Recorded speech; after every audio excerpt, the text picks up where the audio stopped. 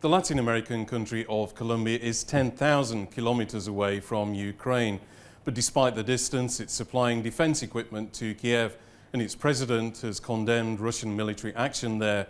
Back at home, Duque Marquez is dealing with 1.7 million refugees from neighboring Venezuela, a country with which he doesn't have any diplomatic relations. And at the same time, a major international summit involving more than 30 nations from the Americas is causing controversy.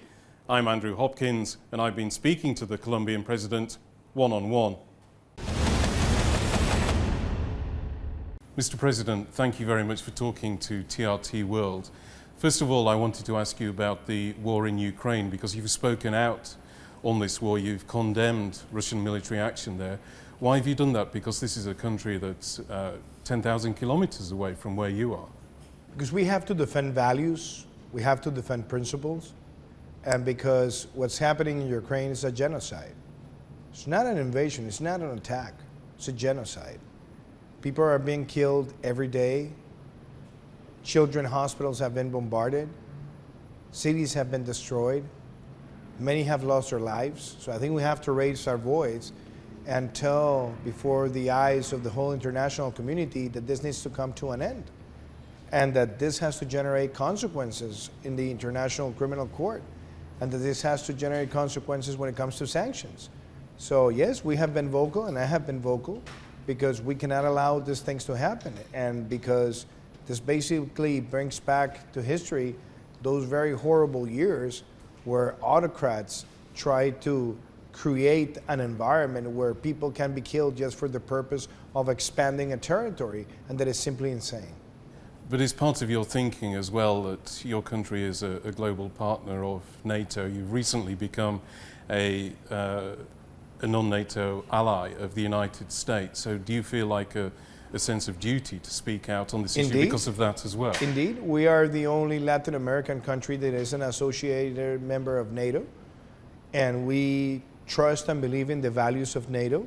We believe in multilateralism. We believe in the capacity to share experiences and improve security as a public good, as a democratic value. So yes, we have done it because of that as well, but also because we consider, and I said this before the European Parliament in Strasbourg, no country can threaten another country to become a member of a multilateral organization.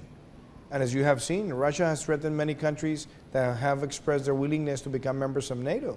That's why I strongly support Finland and Sweden joining NATO, because it's part of their sovereignty if they want to do it, and we have to allow within the organization, if they want to do it, for that process to take place. Now, I've seen some reports that Colombia is making protective vest helmets for the Ukrainian military. So can you give me a bit more detail about how much you're exactly making, what you're making? Colombia has national industries that have created bulletproof clothing, and that has also produced bulletproof helmets. And those enterprises are able, through commercial alliances, to do that if they want to do it. And I think those Colombian production lines have been very well respected around the world. And if they want to become suppliers of the needs, well, they can do it. Obviously, as I say, it's a private relationship. So, but can you give me an idea of quantities or anything like that that's going from I Colombia can't, to because Ukraine? it's not a public-owned company. It's a private-owned company, and they are the ones who manage that kind of relationship.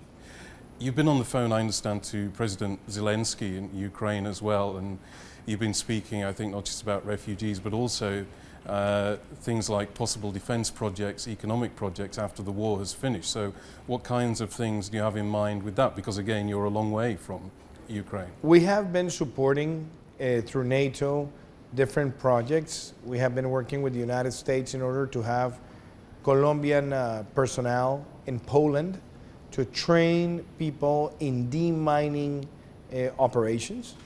As you know, Colombia has reached, in my administration, more than 50% of all the demining that Colombia has ever accomplished. We have people who are very well trained for that kind of job, and we want to give that training in Polish territory to people in Ukraine that need to have that training to prevent disasters from this brutal attack with landmines that Russia is also creating in some parts of the country. And at the same time, we have offered in Warsaw, in the OECD Migration Summit, that we will collaborate with our experience so that policies in Poland and in other neighboring countries with Ukraine can be referenced on our model to attend that's such an amazing and exponential flow of migrants that is affecting some of those countries. I was going to ask you about that in a minute actually, but I just wanted to clarify on the economic project side with Ukraine. What have you got that you can offer Ukraine in terms of maybe goods, manufacturing, that kind of thing, economic deals? Well, we have been offering humanitarian assistance. We have been contributing with humanitarian assistance. We're contributing with our experience on migration management in the border zone countries. And we have been now expanding our demining policies to be part of the training that we're going to give in Polish territory to Ukrainian citizens.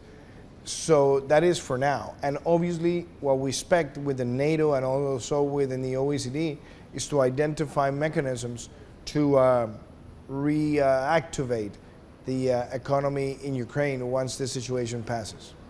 Now also I understand you've been on the phone to the leaders of Romania, Slovakia and Poland as well to talk about the refugee issue, and you've obviously got an experience of a large number of refugees in your own country. So what did you talk about in those conversations, and what sort of concrete things can you do for these countries? We created a temporary protection status for 1.8 million migrants in Colombia.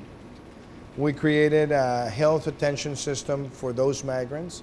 We put together a national vaccination program for the migrants, and we created an environment for them to access the financial system, to buy a house, to enter the healthcare attention system. So basically what we want is to demonstrate how we have been able to use information, biometrical information, and create a temporary protection status ID, and how making them visible has allowed them to access to services around the country.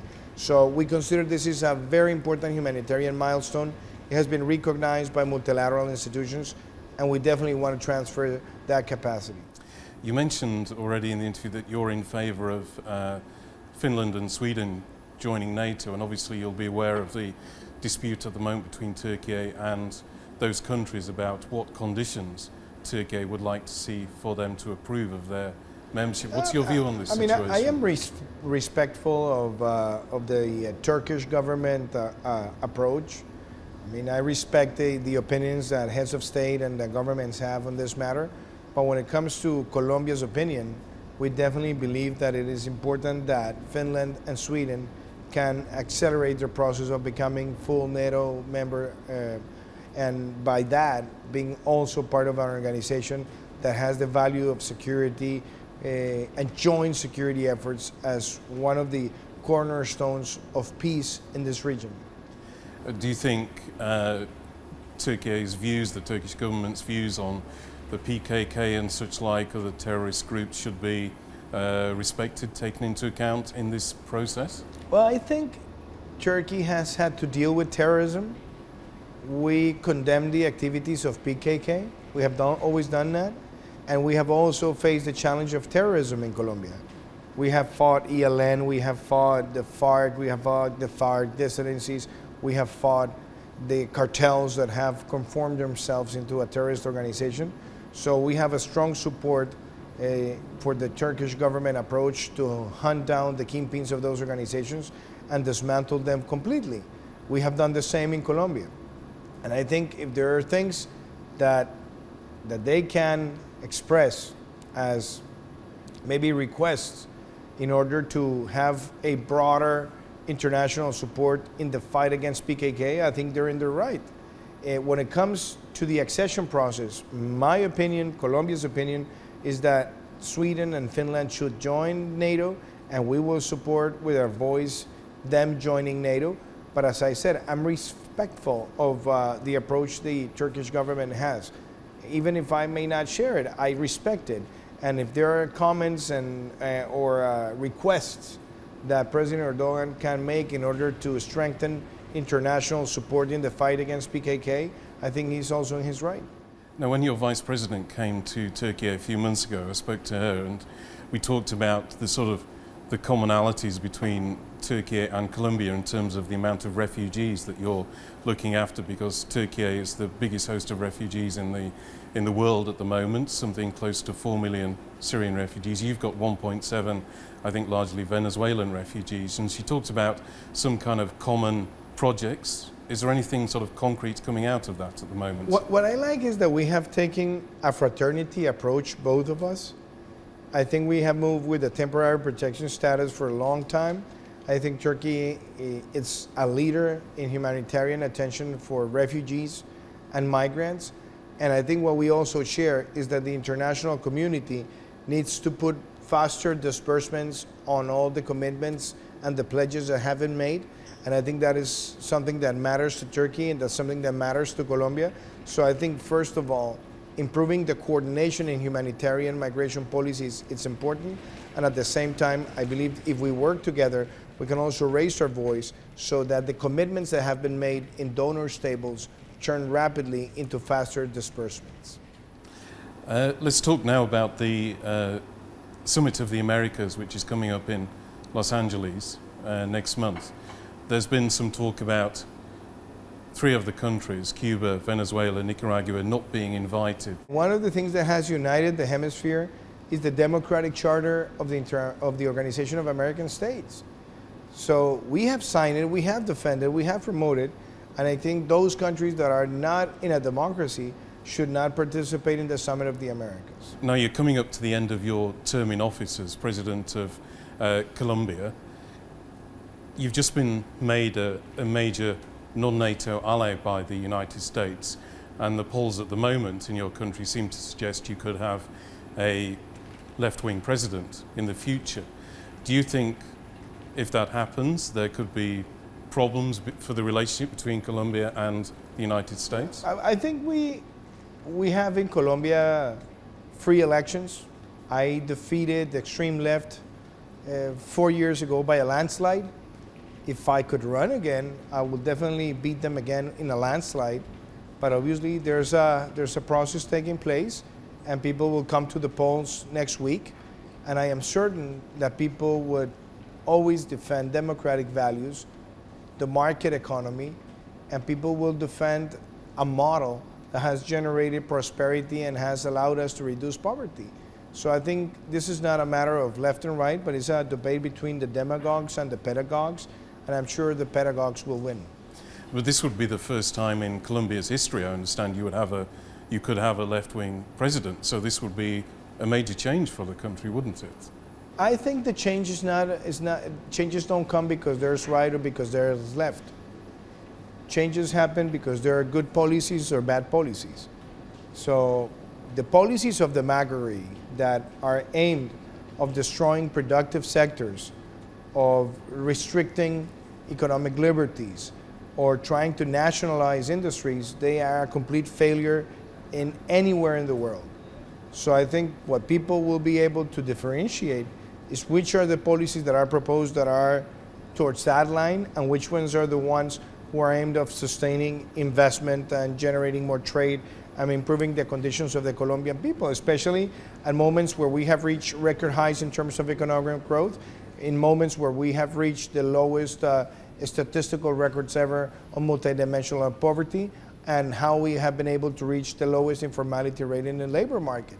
So I think, considering that we have achieved all that, well, that could be destroyed if people move to the demagogic approach.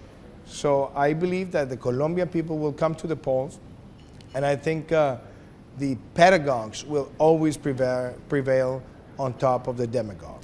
And just finally, I just wondered, do you have any regrets from your presidency in terms of something that maybe you hoped you could have done but you didn't? And I'm thinking maybe a few years ago there was an agreement with FARC in your country, the armed left-wing group, but nothing with the ELN so far. Is that one of the things there could have been a deal on? I don't regret that, because the ELN is a terrorist group that has always brutalized Colombia. And I'm not looking for a Nobel Prize. I'm not looking for any kind of recognition just by getting terrorists sitting on a table or finding an agreement with them. I strongly believe that you can build peace, but peace has to be built on security, justice, no impunity. And I said since day one, if ELN wants to talk peace, they have to put to an end all their criminal activities, and they have to release all the hostages or the kidnapped people they have. They didn't accomplish none of both. And they have always continued to attack the Colombian people. So I'm not interested in having a process just to praise those who continually use violence against the Colombian people. And when it comes to our approach to peace, we have demonstrated that in my administration, more has been done to implement an agreement that even the previous government, because we have given peace with legality all the resources to be a policy that better interprets what the country needs in terms of the investment of regional project development plans. So with that, I think we have something to say, which is based on sound evidence, and that's why Antonio Guterres, the Secretary General of the United Nations, when he visited Colombia late last year, he said Colombia is a reference and model for the world. Okay, Mr. President, thank you very much for your time. Thank you, Andrew. Thank you.